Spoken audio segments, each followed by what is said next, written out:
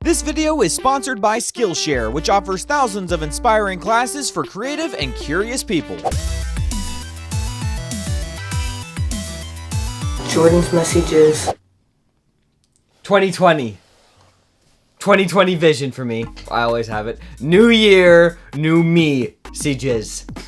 Josh, when we were kids, and I was 13, did you ever dream that we would still be doing this most incredible show in 2020? A year where we realized how old we truly would be. No. But you know what? New year, new me, see Jizz. We're still doing it. Let's get to the messages. First question in 2020. Let's make it a good one, Josh. Please, God. Dear Jordan and Josh, so you've been talking about flirting recently, like always, and you've been saying that you need to flirt just a little bit. But what if I don't know how to flirt? Like, the idea of flirting has never crossed my mind when I'm talking to a guy, even if I like him.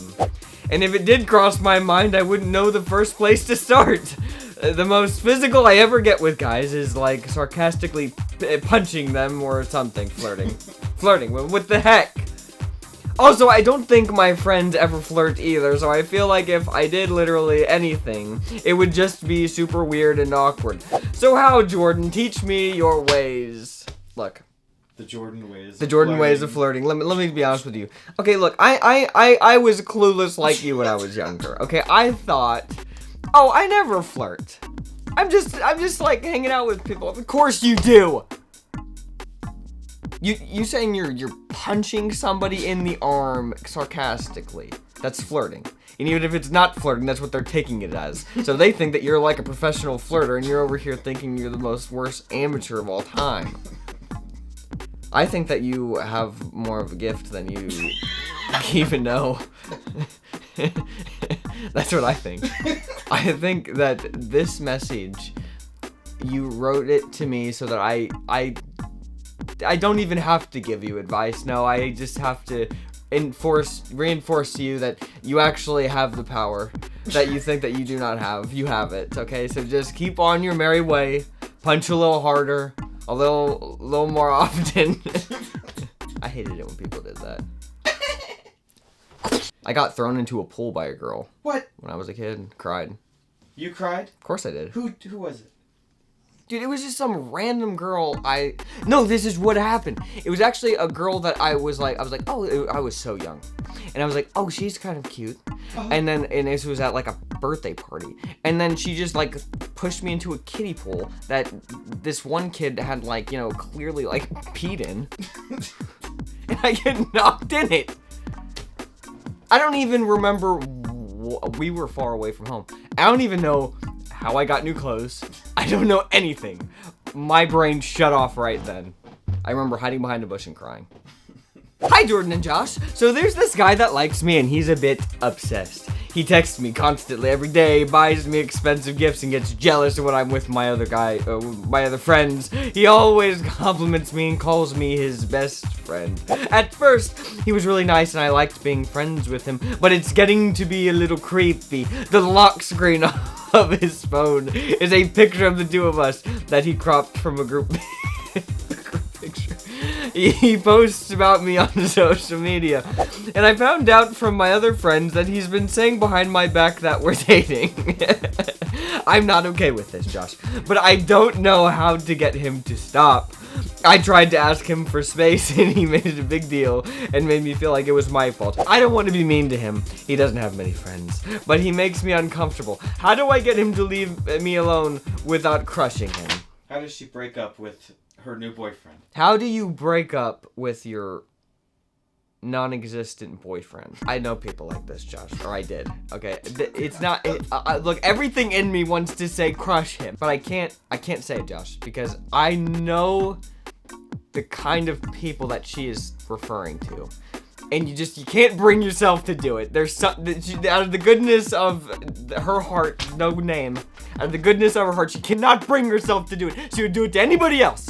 but you can't do it to this poor soul. If he is to the point where he is like obsessively like getting angry with you that you are hanging out with people, that's a little too far. That's more than just like, oh, I like her and I'm gonna crop her on my screen and like take a pic. Like that's to the point where it's like you need to be slightly worried. You need to nip this in the bud, because I know people like this and you don't want to hurt them. But if it's like, sometimes these kinds of people, sometimes there can be a slight sinisterness that and it's a little creepy, okay? And that's where it gets a little unnerving, Josh. So you might really need to somehow figure out a way to just cut this off without, you know, completely destroying him, but do it in a tactful way. I think you can come up with something. How's that?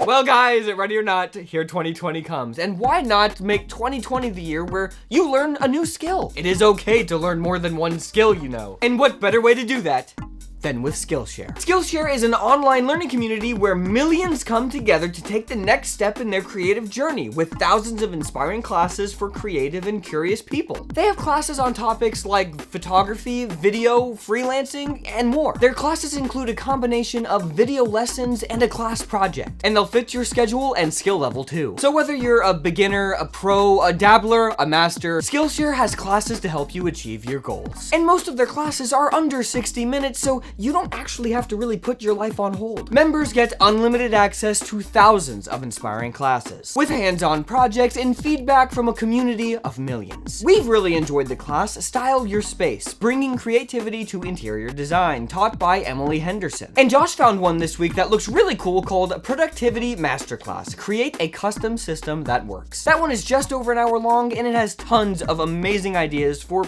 making you more productive. And don't forget, Skillshare is incredibly affordable. An annual subscription is less than $10 a month. So click the link down in the description below to get 2 free months of the premium membership and explore your creativity. That's right, I said 2 free months of the premium membership when you click the link down in the description below. Do it! Now, let's get to the messages. Hey Jordan and Josh, I was out with my girlfriend today and we was talking a little about the future. At one point she brought up the idea of living together, then saying her parents would never allow it. I said, well, if we were married, they probably wouldn't have a problem with it. She said, well, that's a whole different story. Should I tell her that I'm not willing to move in together unless we were married, or just let her realize that when we don't in the future? She's my first real girlfriend. I might never have another girlfriend! And I don't want to ruin this, so should I tell her so she doesn't expect it, or just ignore it? Please! I might never have another girlfriend. I may never have another girlfriend. I mean, just come on. If you, look, alright, there are sometimes things that are more important than might never having another girlfriend. And this is one of them. If your girlfriend is so clueless that she hasn't picked up on from that sentence that you are probably not okay with moving in together, there might be something a little off, like with your communication skills. Like, just from reading this message, is pretty short, but something about you two, it's too different. You know what I'm talking about, Josh? Some things are too different. And the fact that she's more than willing to move in with him, and this is like the last thing from his mind that he, apparently from what this is saying, is the last thing he would ever do. Like, and he's with somebody. I'm just trying to put myself in that position. I'm with somebody who wants to move in with me, and what are you, like, I'm just gonna assume that you're a Christian considering you're writing into messages and this is the question I've received. And you're like, wow, I mean, I'm a Christian. I don't really want to move in with my girlfriend because I don't think that that's right. It just seems like it's a bad idea. Like, just the whole thing is just a bad idea. It sounds like a hard conversation they haven't had yet that maybe they need to have. Don't run from the hard conversations, because the hard conversations that you choose to have or not have will make or break your entire life. So tread carefully, sir, because it could be a bumpy ride from here. You need to have this conversation, okay? Please, God, have this conversation. And if she says, look, I still want to move in with you, you know, forget my parents, forget everything like that, then that you just run for your life, man. Run! I am telling you, run! And if you might not have another girlfriend, you will. You will, trust me, you will. It'll be fine. I mean, just come on! Hey, I'm getting married! I know you have gone through wedding planning, so I thought I'd ask an expert. Just because I did it once and I'm an expert. We have a $10,000 budget. Is that a lot, Josh? That kind of seems like quite a lot. I look, next to my wedding, you're the expert. And things are so much more expensive than that.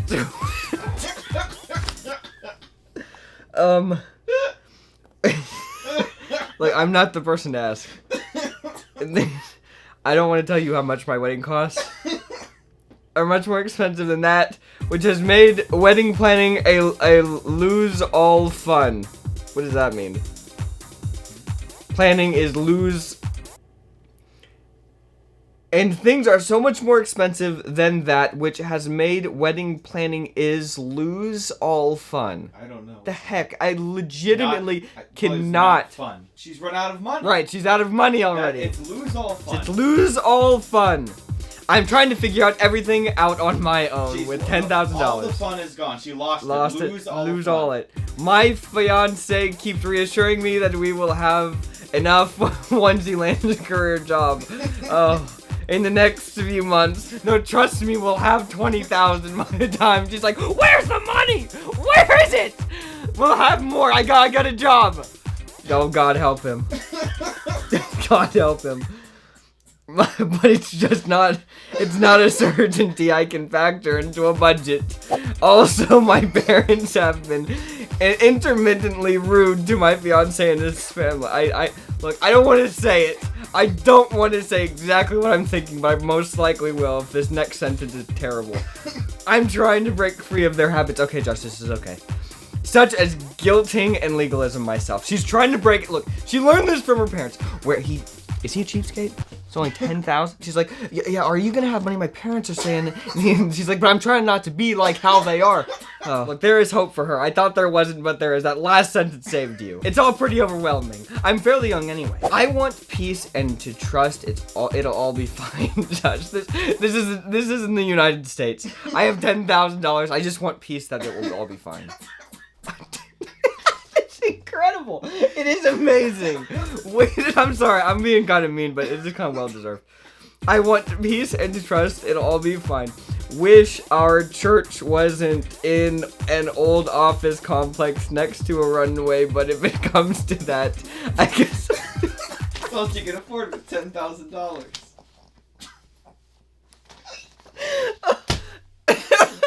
I cannot imagine having $10,000 and thinking that that's not enough. I cannot even wrap my brain around that fact. Okay, look. My wife Sarah, she made her own wedding dress so that we wouldn't have so we, you know what I'm saying? We could save money. That's where I'm coming from. It was free pretty much. All right, okay. The thing that you need to understand is that you are actually of everything I've said, you're actually on the right path. Okay? You realize that your parents are like, they're little slightly rude, very mean, kind of, Josh. And they're just heckling your almost husband, okay? They're just heckling him constantly. Where's the money? Fork up the money. Where is it? He's not worthy. And you're just like going back and forth, like, are they right? Well, they're my parents, but he's kind of nice. And this guy's like, look, I'll do anything. I'll get the job. I'll do whatever. He doesn't know how much he's gonna have to cough up. It could be 10, it could be 20. Whatever your parents say, he's willing to do it. God help him. Look, you need to realize that your parents are like a little, I'm not gonna try and be mean here, Josh, but you know what I mean? There's something a little off, and and they're your parents, so you're kind of drawn to that, but but it's like, you know, Josh, the light side, the dark side. You're veering more towards the light side, thank God. So, is it possible to have a dream wedding for $10,000. I would say that is more than possible. I think for you to be happy, you need to be okay with $10,000 and a wedding. If you can do that and overcome your parents and have a great relationship with your new husband, you're gonna do just fine. But if you can't be okay with $10,000 and a wedding, then you might have issues. All right, that's all I'm gonna say. I don't know what your question was, but just take that advice. Look, the first outro, I know it's the part everybody loves the most, Josh. The first outro of the first messages of 2020. I can only hope that this message brings you clarity of thought, mind, spirituality, in your relationships. I hope that you get so crystal clear view of exactly what you need to do, Josh. 2020 vision. That this show can go off the air after 2020. What? Because everybody just sees so clearly. Josh, if we lived in the garden, in a perfect world, that would happen. But we live in a fallen state, and messages will have to continue until I'm 100 years old. Because of what they did. Don't be messy. And leave good messages. Because of what they did. Because of what they did.